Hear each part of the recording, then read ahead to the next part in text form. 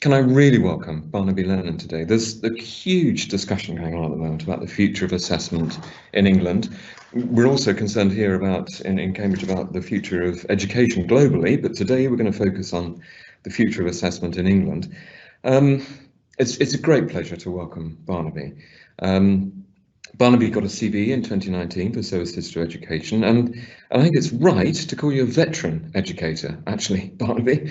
Veteran in the best possible sense, somebody with huge accumulated experience, both in the front line teaching and in administering education and helping in its governance, and I'll come on to that in a moment. You've been a head teacher, you're currently Professor and Dean at University of Buckingham. I know that you've been a governor of 25 state and independent schools over time, and that for 6 years you were a board member of Ofqual, getting real insight into the management and development of qualifications in this country and their impact on education. And I think that's it. I mean, the critical thing that you mix direct experience of delivering education in the classroom with the management of institutions and the management of policy. At the moment, we've got many commissions: the Times, ASCL, the NEU, Pearson, HMC, the Chartered College of Teaching, Rethinking Assessment Group. And we've got many voices raised. Now, a lot of old agenda are suddenly appearing. We've got accurate statements about the UK system and many highly inaccurate statements, some of which we've commented on. We've got sensible suggestions about policy development and wild statements of desire. I suppose for me, I think we need to maintain a sense of complexity, the complexity of the interactions within the education system, the need for sophisticated policy informed by research. I mean, COVID has been a shock, and we have to understand the way in which pandemic has impacted on individuals, families and schools.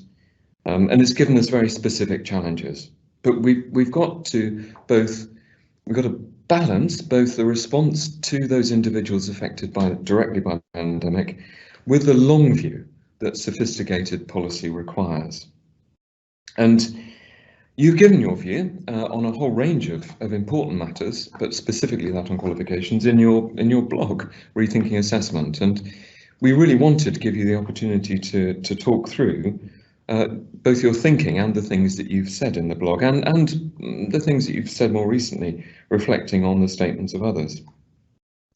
The great thing is, Barnaby, I think, is that you blend educational philosophy with insights from practice, with the lessons from research, with realistic expectations of what policy can achieve. And you integrate these in a very calm and methodical way. And that's what I think we'll hear from you today. So it's a great pleasure to welcome you today. Over to you, Barnaby. Well, thank you very much, Tim. So I think if we're talking about my CV, what I want to emphasize is that I was a teacher in schools, secondary schools, for 40 years. And a lot of what I believe obviously stems from what I learnt in the classroom, teaching mainly teenage boys. I think it's also worth adding that when I retired as a headmaster, I wrote 2 books. The first was I wanted to answer the question, how is it that state comprehensive schools that have large numbers of disadvantaged pupils sometimes get fantastic results, either primary schools or secondary schools, Progress 8 schools. So I went and visited a stack of those schools that had the highest progress, and particularly Progress 8 results, and found out what they did. And I wrote a book about it. And then, having done that, I wrote a second book about vocational education in England, which has been a bit of a disaster, really, since about the 1860s. So these are the things which inform me. As you say, there are a lot of groups thinking about the future of education in England at the moment, like the Times, which published their interim report yesterday. And many of these groups are advocating cutting exams as a form of assessment. And today I'm speaking in a personal capacity. I'm not representing anyone, but what I really want to say is that I quite like exams as an assessment method. And I think that what we have now is not as bad as some of these groups are representing, and clumsy reforms could easily set education in England back by a decade. I do support many of the reforms of the last decade, fronted by you, Tim, and by Michael Gove and Nick Gibb, but not unconditionally, of course. So let me just start by saying what are GCSEs for? I think it's important we do answer that question. So as I said in my blog, one of the aims is to rank pupils for the benefit of universities, colleges and employers who want to use grades for selection purposes. And my hairdresser, who runs a large chain, I asked him how did he select from the many applicants he has for jobs in his shops, and he said he only recruits young people with a grade 4 and above in English and maths. And that was a rather surprising answer, I thought. But the point was that experience had taught him that if you can't pass English and maths GCSE, you're unlikely to have some of the skills he needs, skills like basic intelligence and diligence. So he finds exam results as a useful shorthand, if you like, for identifying those things. And another purpose is to determine which courses pupils should go on to next. And I quite understand that if you're a very selective private school, for example, you might not need GCSEs, but most schools need to sift out which pupils are capable of doing A-levels, which should be doing BTECs or going to an FE college to do a vocational course. And GCSE grades are a pretty fair and reliable way of doing that. I mean, every secondary school in England requires a minimum number of GCSE passes if you want to stay on and take A-levels. And most require a very good GCSE grade in the subject concerned if you're wanting to take A-level maths or science or modern languages, for example. And they do that for one simple reason, that years of experience tell them that someone with a weak GCSE grade will struggle to pass the A-level, and that would be a complete waste of time. If you want to be a doctor, you need 3A grades at A-level, something like that, normally in sciences. And that's not because doctors need a great deal of A-level knowledge. It's that passing a medical degree is difficult. All medical schools operate to the same quite high standards. And if you can't get good A-level grades, you will, on average, find it very hard to pass a medical degree. So you do need some sort of qualifications for that reason. Another purpose of GCSEs is to accredit the years of work that children have put into these subjects. The average child is taking 8 or 9 GCSE subjects and will only continue with 2 of those into the 6th form, even if they go into the 6th form, which many don't. Do we not want to mark the end of their education in the majority of subjects with some form of certification? It's often not appreciated that over 60% of pupils change their school or college at the age of 16, and they need qualifications to take with them. Another reason for having GCSEs is to judge schools, which people obviously often don't like this fact, but given that the taxpayer funds state schools and we believe in giving parents reliable information about their local schools, we need some data about school performance. And the main indicator here is the Progress 8 score, the progress made by each child from the age of 11 to 16. And that has to be based on some form of sensible assessment at the age of 16. But most teachers would agree with me that another aim of GCSEs is to motivate pupils to commit knowledge to the long-term memory. I have taught many thousands of teenage boys, and they don't generally work hard. They're not especially interested in pleasing their teachers, but many do start to worry when GCSEs approach. They know that their grades will have an impact on their lives, and every teacher of teenage boys knows that they pick up speed as GCSEs approach. But why should pupils be forced to memorize stuff? Because the information in your long-term memory is very important. You can't think critically or analytically about a subject unless you know something about it. And it's simply not true to say, as some people say, we forget what we learn at school. I can still remember Most of the poems, most of the science, most of the French I learnt at school, despite not having any further acquaintance with these subjects for about 50 years. Too many children are taught things but learn little. It is commitment to the long-term memory that is the important element, and boys especially need to be driven to memorise, and exams are that driver. And that's why exams at 15 or 16 are the norm across the world. And those people who so frequently claim that we are the only country in the world who has exams at 16 are just wrong, as Tim and Irenka Suter, his colleague, have recently documented, looking at the systems in the 19 highest performing countries, and of those 19, 2/3 have external assessment at this age.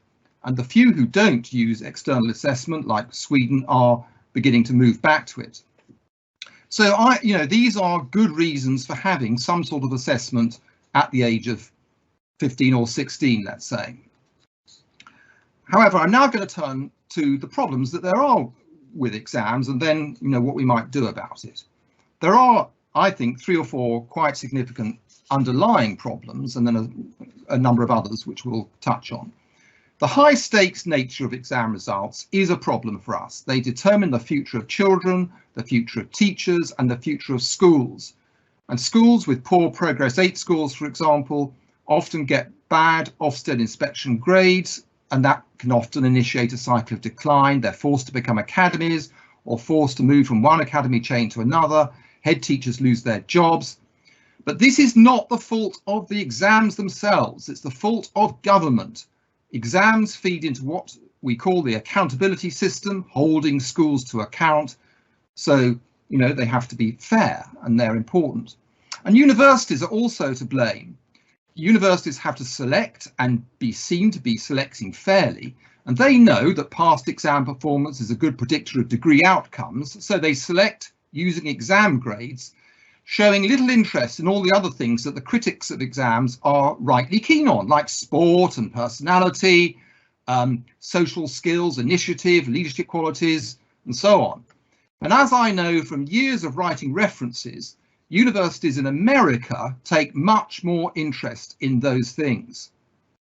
Exam results do matter more now than they did in the past. I mean, I started teaching A-levels in the 1970s, and in the 70s and 80s, pupils who did badly at my schools went into the army or into a job, and there was little stigma attached to those who didn't go to university.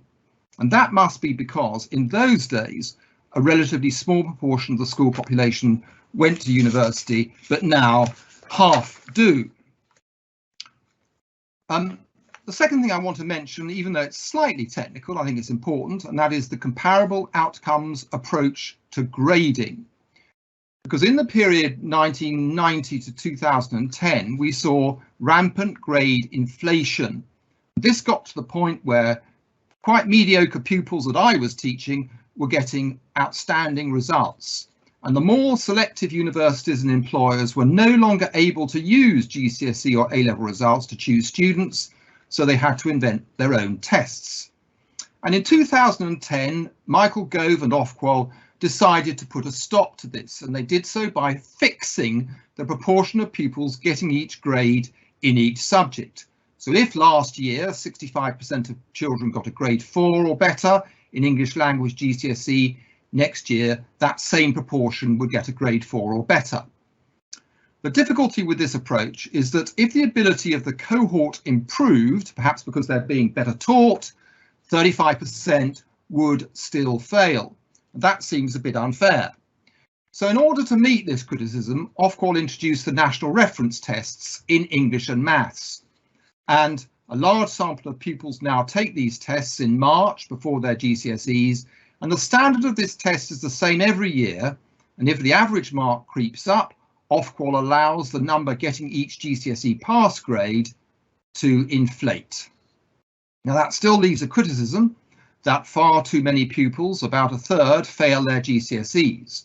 Most must have learnt something at school, but that doesn't seem to be acknowledged. And that's partly because society and the users of qualifications have designated grade 4 GCSE as the pass, and every grade below 4 as a fail. So how people interpret and use exam results is an extremely important part of any consideration in terms of reforming the system. I would also say that the system has become much less flexible than it was in the past. I mean, when I was head of department, the then Oxford and Cambridge board allowed me to write my own O-level geography syllabus and change it every year to reflect the particular and peculiar interests of my staff. That was incredible, perhaps unfair flexibility. After 1988, the government started to determine what should be taught in schools, with the national curriculum relaunched in 2011, followed by new GCSE and A-level specifications.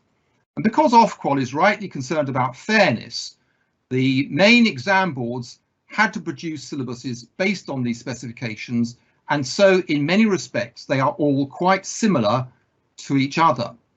And schools that have tried to break away from this rigidity have found it hard. The International Baccalaureate, or an obvious alternative to A-levels, has struggled because of the additional expense and state school funding at sixth form level having been cut. The other alternative to A-levels, the Cambridge Pre-U, was scrapped a year ago. And fourthly, there's something about exam grade unreliability.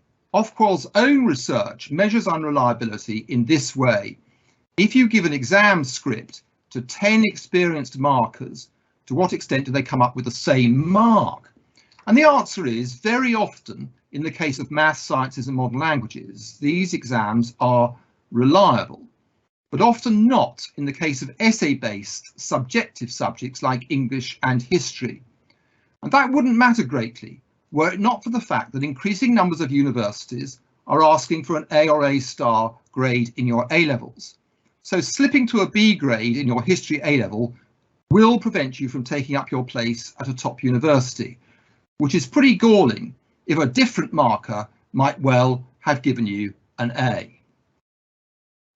Here are a few other complaints about exams, which I think are worth thinking about. A lot of people at the moment are saying, well, exams are very stressful and pupils are suffering mental health problems as a result. And it's true that the recognition of mental health problems in teenagers has grown in recent years, partly because mental health has got worse and partly because we're paying much more attention to it. But I'm not sure it's always the fault of exams. I took part in a survey of our schools in Birmingham not long ago, which showed that the stress that pupils felt was caused by the uncertainty about exams during COVID, not with the exams themselves. They were just very keen for the exams to happen. The average number of GCSEs taken is 8, and no one takes more than, let's say, 12. If you take 10 GCSEs, you have to sit 20 to 25 exam papers. They're all quite short, but it's reasonable to believe that this is quite a lot. The problem is that if you reduce the number of papers, you are reducing the size of the sample of the syllabus you're examining, and that makes the exam less reliable. Or some of you on this call might say, well, exams are stressful, and that's one of their merits. The stress is what motivates the pretty large number of unmotivated 16-year-olds to do some work. Then quite a lot of people are saying at the moment that exams don't measure some important things. And that's certainly true. When I was the headmaster of Harrow, I started a qualification for my sixth formers called the Harrow Diploma, which was accredited by an exam board. And they had to do 7 things, of which one was pass some exams. But the other 6 were things like, learning how to do public speaking, involvement in the arts, involvement in sport, community service, learning specific skills, doing work experience. So, I am one of those who agrees that exams do not measure everything. The trouble is that I don't myself want my pupils to be too formally assessed for their ability to play football or perform in a school play. I think that could reduce the enjoyment of those things. But these things don't have to be ignored either. We are a bit too, as a society, exam orientated. But this might be partly the fault of parents and schools. It hasn't become harder to get into university, it's become easier. Teachers and parents who stress the importance of exam grades the whole time are causing the stress that they're now complaining about. And incidentally, it's worth acknowledging the fact that after 2010, we greatly reduced the number and frequency of exams sat by our children by scrapping modules, module resits and January exams. And also there's a bit of hypocrisy here, because those heads who complain about the pressure of exams normally bang on about how well their school does in the league tables. I am a great believer in non-examined activity, and non-examined activity is quite weak in many state schools because of the lack of time in the week and lack of money. So they need more of both of those things to allow the activities that I strongly believe in, trips, expeditions, sport, creative art subjects, all of those sort of things, to flourish.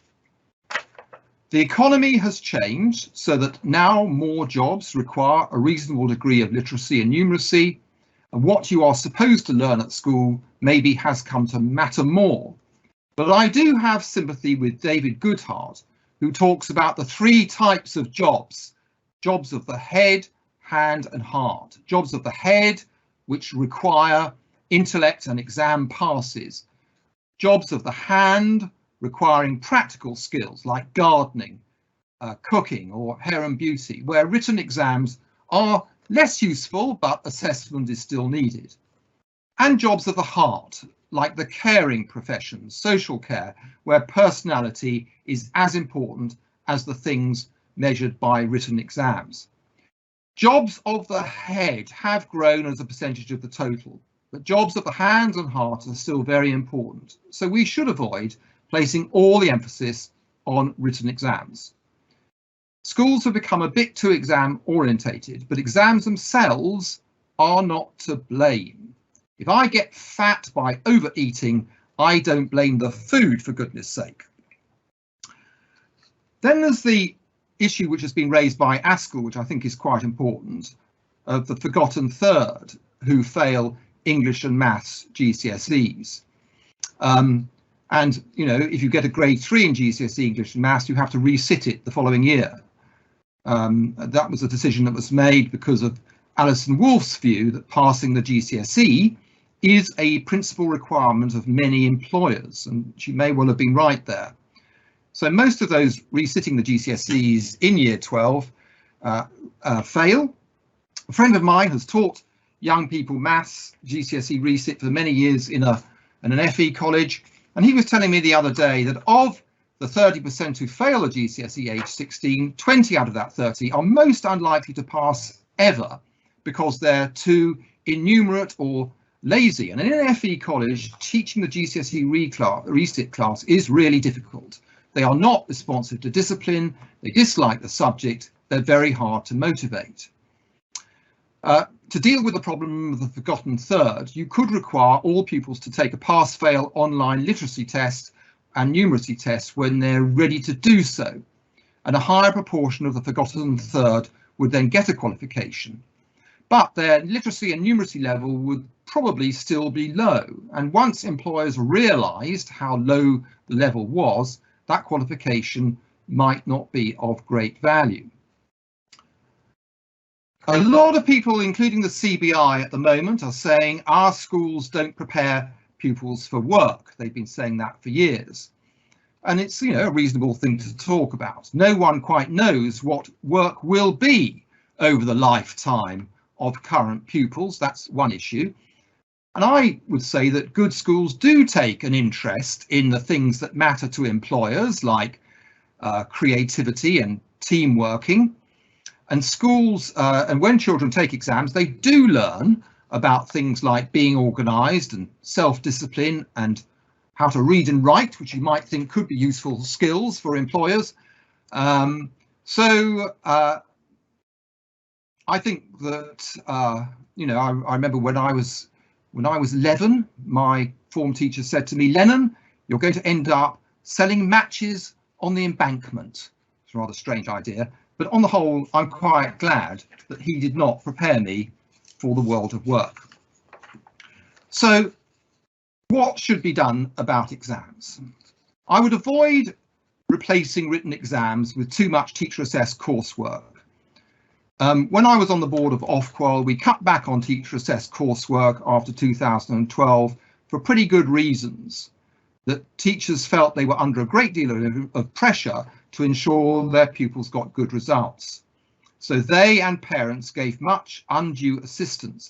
The system was unfair because pupils with pushy parents and teachers did best.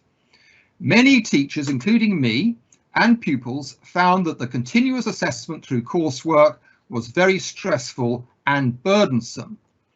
The coursework in subjects like maths and science particularly was formulaic and dull. It did little to generate motivation or indeed real understanding of the subject. So years of experience tell us that teacher-assessed coursework, obviously a fundamental thing in a subject like art or design technology or dance or drama, but on the whole, for other subjects, it sounds a lot better than it is. And any older teacher will confirm that. And I would also avoid records of achievement, which were tried by most schools, including mine in the 1990s, and were ghastly. They were just a long list of everything the pupil had achieved in life, in a folder, and universities and employers had no interest in them. They were just too complicated and too unfair. They reflected the effort that went into compiling your record and not really your ability. So finally then, what would I do? I would allow the reform of GCSEs where a lot of teachers feel they're inadequate in standard. I think a lot of English teachers are unhappy with their GCSE, maths and science teachers less so. So I would revisit English GCSE. I think that syllabuses should be allowed to evolve. Computational thinking, for example, should be added to maths A level. New subjects can come along. I mean, I'd love to teach a subject called the study of the evolution of the Earth from 4.5 billion years ago to the present day, looking at geology, climate and life, based on knowledge which we simply didn't have before 1970. So I think there should be evolution. We should encourage schools to move away from an undue focus on exams. Schools might devise their own diplomas like I did. The Duke of Edinburgh Award Scheme and the International Baccalaureate already do this to some extent. The growth of the extended project since 2015 has been a very helpful move away from exams. I certainly think that there should be a national programme to ensure that every pupil aged 8 or maybe 11, who knows, and above has reliable access to a computer, a keyboard, and internet access at home. These things are a basic necessity, particularly for secondary age pupils, or at least they certainly should be. What about vocational education? Now, some people on this call will argue in favour of vocational alternatives to GCSEs for those who are less academic.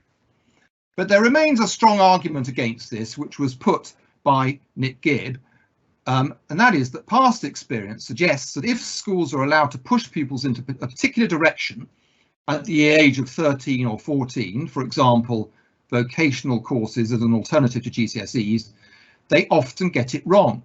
And we know that able pupils from disadvantaged backgrounds were routinely denied access to the EBAC GCSE subjects in favour of vocational alternatives, which were investigated by Alison Wolfe and found to be worse than useless if you look at the 2011 Wolfe report.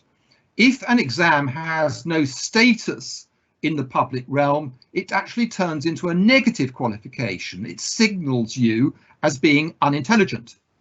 So the only way vocational alternatives could be made to work is if the course is so good that it leads onto other good vocational courses which lead to good jobs.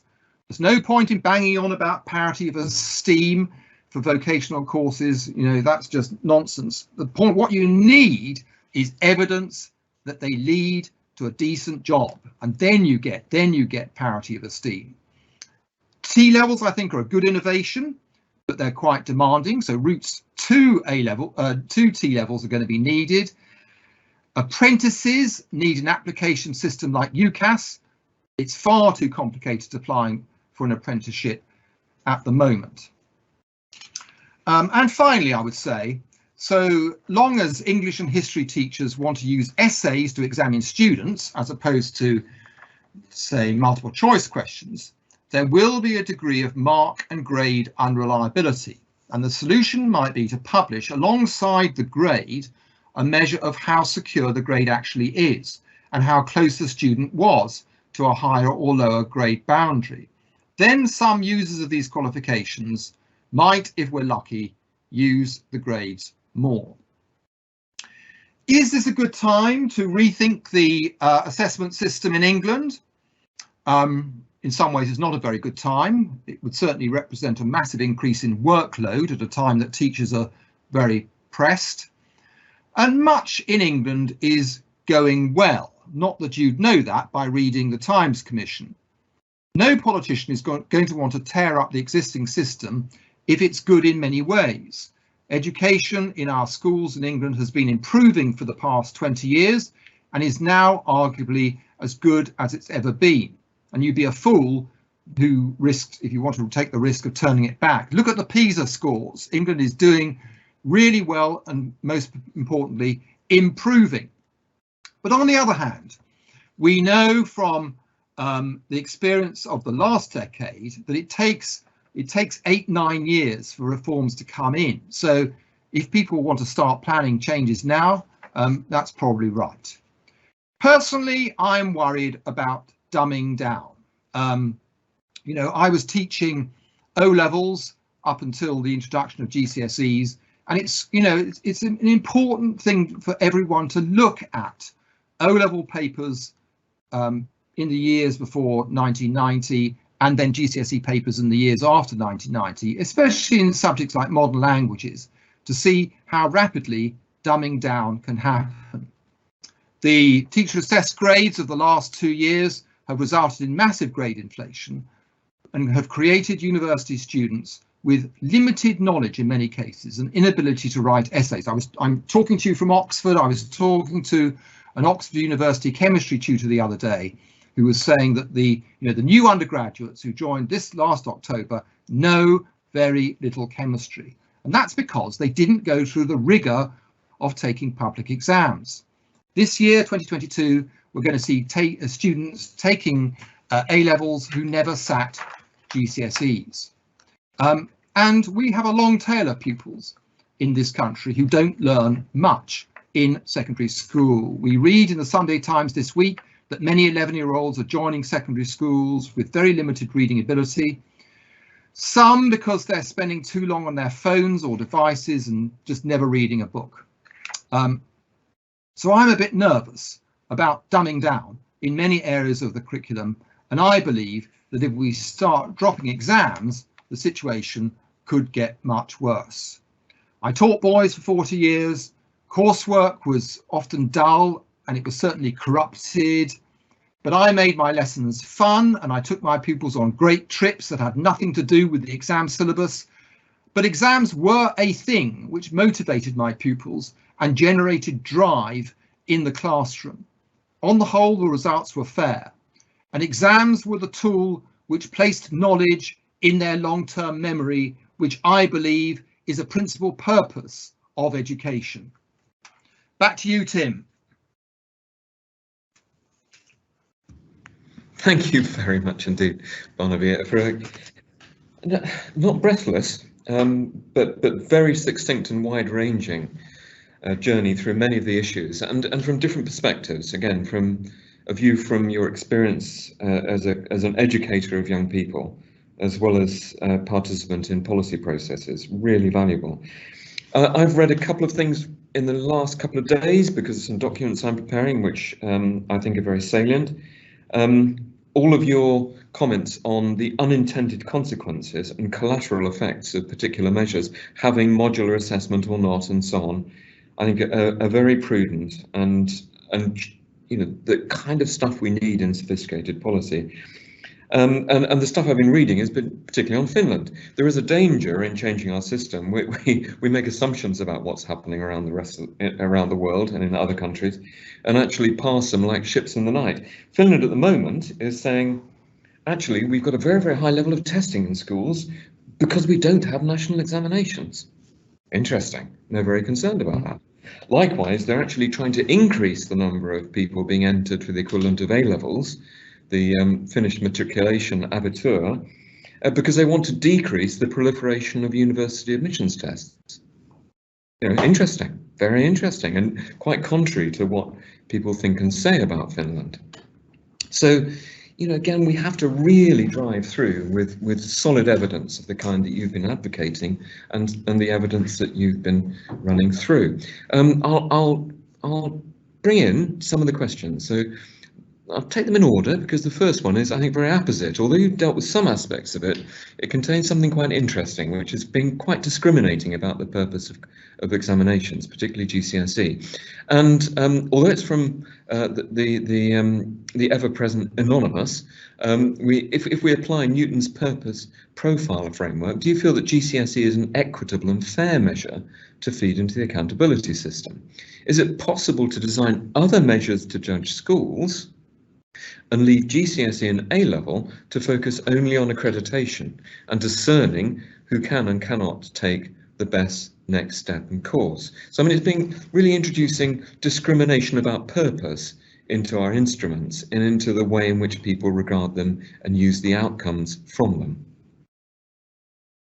Yeah, unfortunately, we as a system don't have much control over how people use qualifications. That would be my first point. That we can devise a system, but people will use it in the way they want to use it, and it's quite hard to manage that. I use the example of grade 4 being a pass-fail grade. Certainly, when I was with Ofqual, we never talked about grade 4 being a pass-fail grade, but obviously the government introduced it, and then Nick Gibb tried to up the game by making grade 5 at GCSE a good pass, and so on. Do I think that GCSE is equitable and fair? Yeah, I think it most certainly is the most equitable and fair system that you're likely to come up with. What is not equitable, what is not fair, is having large amounts of teacher-assessed coursework. We can talk more about that if you like. Yeah, the next question deals with that actually quite firmly. Yeah. But just returning to I think one of the implications of what you've said and what the question stimulated, I think a lot of policy inertia around certification, assessment and qualifications in the UK is created by people, researchers, policymakers, educationalists, concerned about the misuse of the outcomes of assessment, as if we can't do anything about that. We do have, we have membership organisations like HMC where there are discussions about educational policy. We have a membership organisation for universities, UCAS, which deals explicitly with the management of the outcomes of qualifications, and yet we're concerned, well, perhaps we shouldn't change the grades because a scoring system, a standardised score would be misused. Well, maybe we ought to undertake communication and professional staff development amongst the users of the outcomes of assessment, so that we can optimise what we do in measurement, in the confidence that the outcomes will be used appropriately. That seems like a bit of a gap in national policy and action. What's your reaction to that? Yeah, I completely agree. Well, okay, so I'll just make sort of two comments on that. First of all, we all need to acknowledge the fact that the Department for Education now controls everything in a way that they most certainly didn't do even 20 years ago.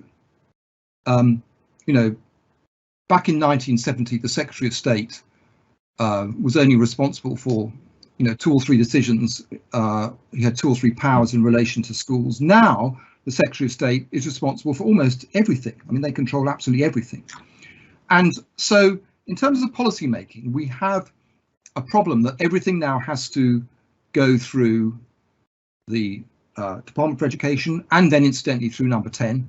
And we're not even sure who are influencing those policymakers.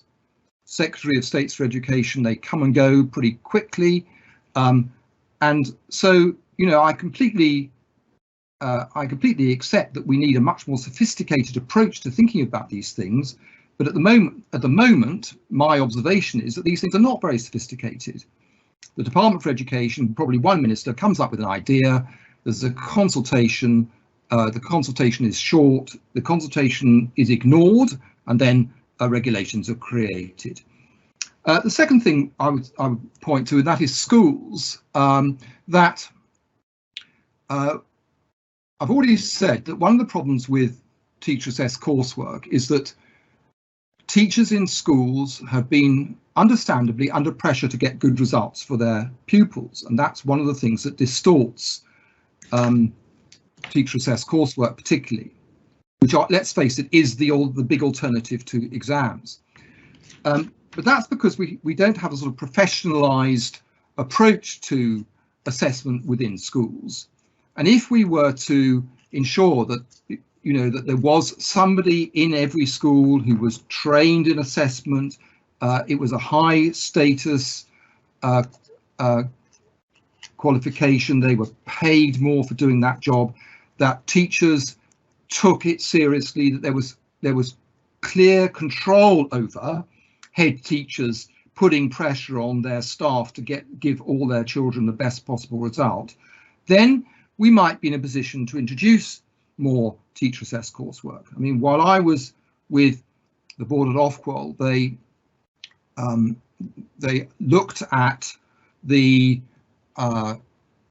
scores that were being given by teachers for the speaking element of English GCSE, and they found that, you know, basically all children were getting a very high speaking element because it wasn't being properly moderated, and you know, there were loads of children who got 80%, let's say, in the speaking, and then 30% in the written, and it's just quite absurd. But that's because of the way in which we allowed teacher assessment to operate in our schools. We could do that differently. Thank you. And I mean, that does lead into segue nicely into the next question, which is, it says, what is your view on the potential return of more modular examinations? You did deal with modular. And it would be good to collect your views about how you see this big block of exams, 9 to 10 GCSEs, a large number of A-level papers in the summer. It's been argued that it can act as a defence against school disruption, or in cases when students are unable to take assessments in the summer series. I mean, we've looked at that, and it is certainly the case that if we had the previous modular system, that probably would have helped the cohort of 2020. And it wouldn't have been far less so for the cohort of 2021 assessment. Yeah. And there was a balance of pros and cons for modular. But the 2010 coalition government really thought that the balance was in favour of removal of modular, particularly from A levels. And modular was always a bit of a problem in GCSE because the qualifications are so much smaller.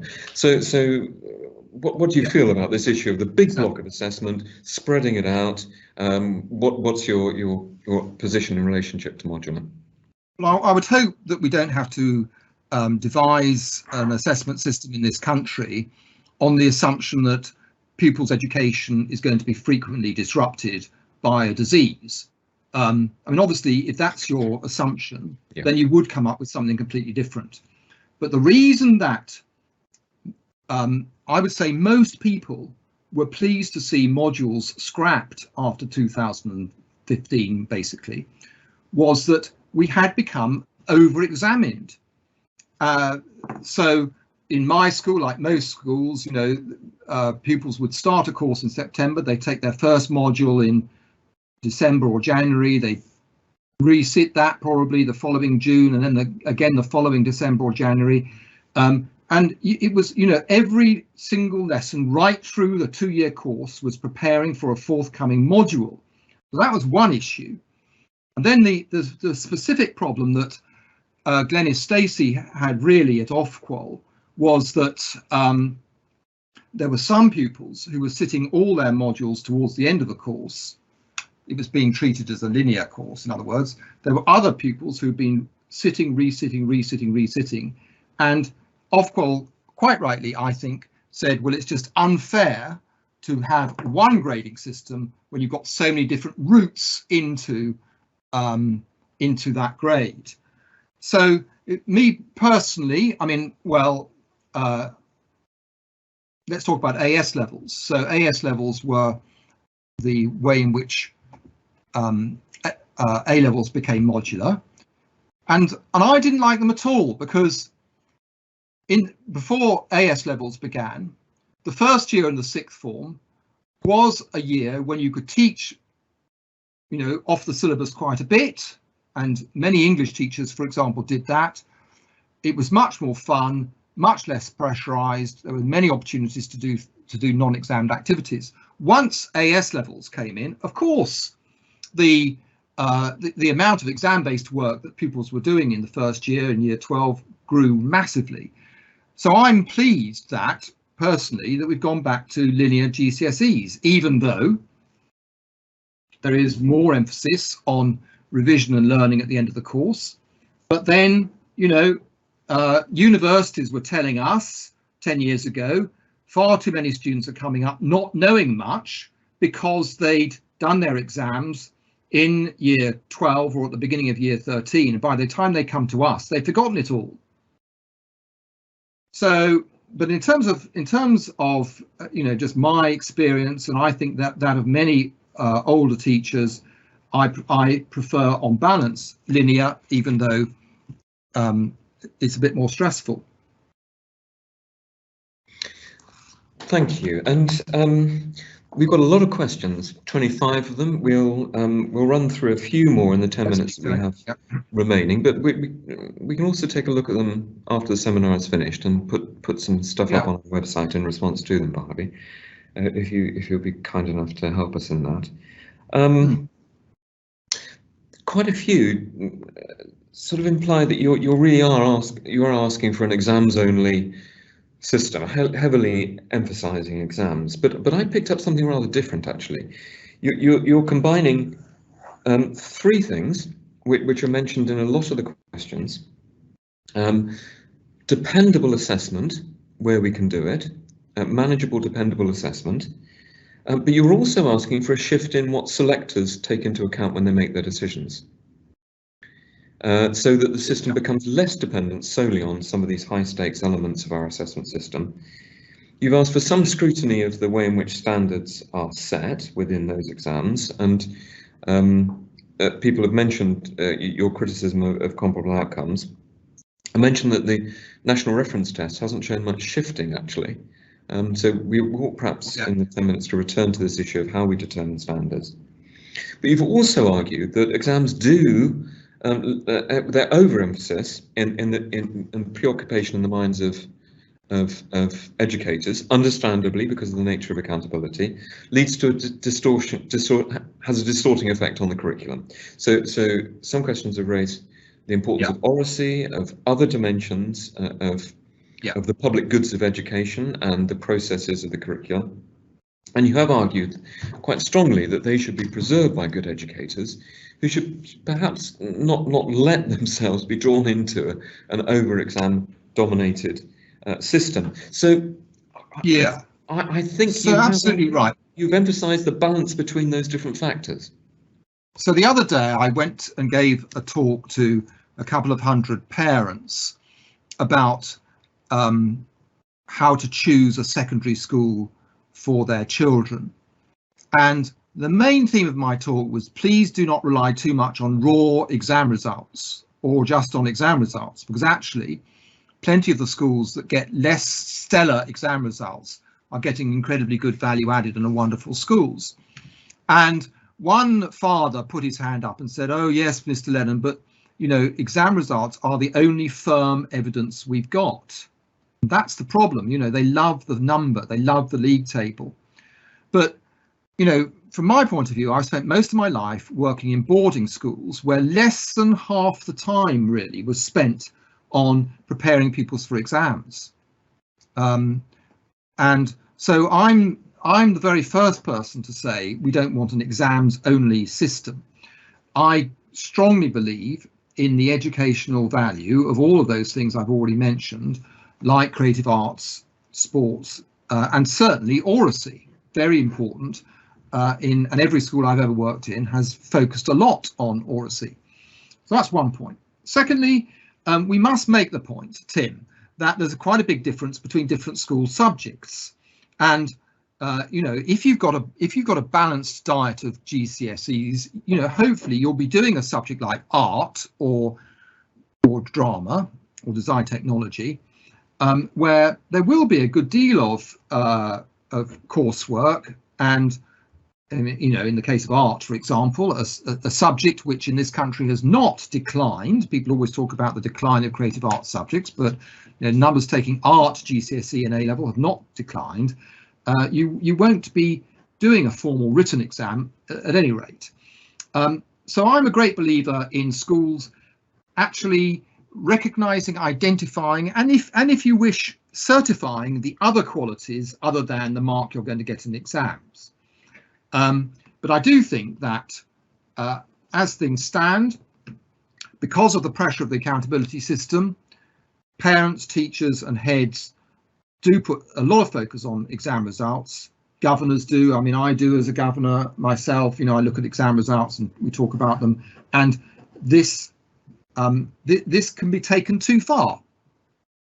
Exam results are a very good measure of something, but as I've said, there's more to education than exam results, and there are plenty of pupils who in life are going to flourish, not because of any kind of exam that they've taken, but because of other qualities that they've developed. And what's interesting, as you are beginning to list your preferred curriculum approaches in terms of a rich and broad curriculum within a school, it's quite clear that that articulates with research which says if you do that, one of the outcomes tends to be higher grades in traditional examinations, which is a very different way of thinking about it. I mean, every summer term as a headmaster, I had to stand up in front of the whole school and explain why cricket may be a time-consuming activity, but that I had done the research which showed that the boys who did cricket tended to get better exam results than those who didn't. And these things are not in contradiction to each other. You know, it's an important point. In the closing minutes, I think a couple of things I'd really like you to touch on. Your issues around the dependability and reliability of examinations and comparable outcomes, and then also digital, because undoubtedly it will come, and undoubtedly we will move to more on-screen, not just replication of paper assessment, but new forms of assessment within that as well, new forms of question type. And within that, the balance of objective items. The risk is that we go solely to objective items, and the issue of balance between different forms of questions and responses questions we put to young people and types of responses that we ask of them in terms of responses to closed questions, more open responses, essay-style questions and responses, and so on. So firstly, standard setting and comparable outcomes, and then digital and what kind of transformation we should look for, beneficial transformation we should look for in moving towards digital. Yeah, but so first of all, standard setting. I just make the point that a lot of what happened in the last decade was driven by the PISA scores and a growing understanding of what was happening, particularly in East Asia. When I first set a scholarship entry exam to Harrow for Hong Kong boys, I set the hardest maths paper I think we'd ever set. 70 boys took this in Hong Kong, and every one of them got 100%. So I realised that, as what we all know now, which is that in Hong Kong they're all 2 years ahead of us in maths, and so I have every sympathy with the white paper, whenever it was, 2010, where Gove and Cameron made the point that we were falling behind other countries, and so our standards need to be raised. And Nick Gibb, of course, was particularly keen to see standards in maths raised, which he did successfully by rewriting the GCSE maths syllabus and looking at, you know, how they taught maths in Singapore. But so I do believe that. Secondly, it is very important that Ofqual should be there, ensuring that exams are fair, that different exam boards are all operating on the same standard. Incidentally, it's interesting that in this country we don't in any sense ensure that different A-level subjects are all set at the same level. Some A-level subjects are actually easier than others, but across the exam boards anyway, they're of a similar standard, and that's fair. In terms of digital, well, first of all, I know it's tempting to go over to more multiple choice or objective items, but you know, I've taught both English and history, and I know how much English and history teachers believe in essays and free writing as a way of promoting creative thought, originality, as well as, you know, learning to organise your thoughts into paragraphs.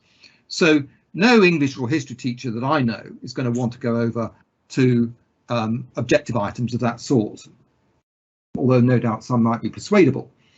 I think that having exams based on a computer is obviously going to happen. It will allow us to have adaptive questions which adjust so that if you get one question right, you can go on to a harder question, and if you get one question wrong, you go back to an easier question. And that's a good thing, because it prevents the situation where a weak candidate sits through an entire exam knowing rightly that they can't do many or most of the questions. It means you can get rid of tiered papers, which are not great, and it allows you to sample a bigger number of questions from the easier domains for weaker pupils, harder questions for the more able. It means exams could be shorter, incidentally. So it would mean, obviously, the exams would be much cheaper, they'd be much quicker to mark. You could take exams at different times of the year. You know, there are many reasons why, in a way, they're bound to happen. But I would just say that, you know, there is a problem, an obvious problem, and that is that IT systems are still pretty unreliable. And I was reading the JCQ website last week, and it was interesting that they made the point that quite a lot of their candidates are now word processing, because it's their normal way of working, and they're allowed, if it's their normal way of working, to use a computer. But JCQ said, we have many problems with these candidates, such as data loss, printing issues, missing pages and corrupted data, not to mention power cuts.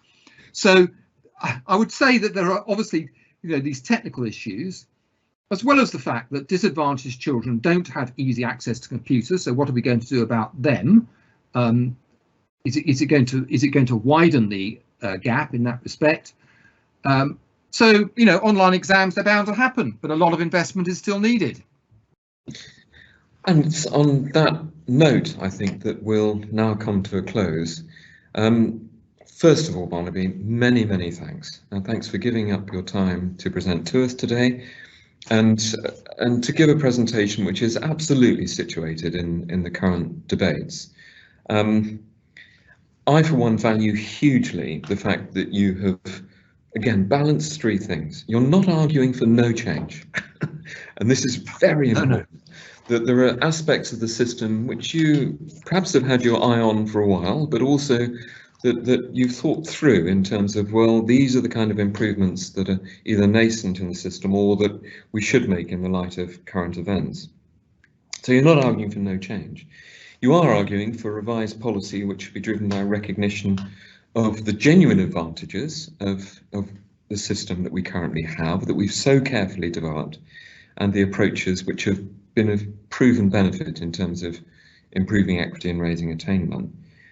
And the two other things that you want alongside that is for a highly pragmatic set of policy moves, which really do engage genuinely with the problems, for example, of what kind of things higher education is asking of the qualification system, and a very pragmatic look at how schools are driven in particular directions by accountability arrangements.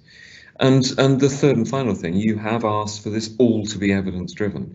You've looked at a whole series of characteristics of international arrangements, of the existence in many systems of high stakes assessment and exams at 16, and the limitations of the different forms of assessment, but trying to harness those in a balanced way in relationship to new arrangements.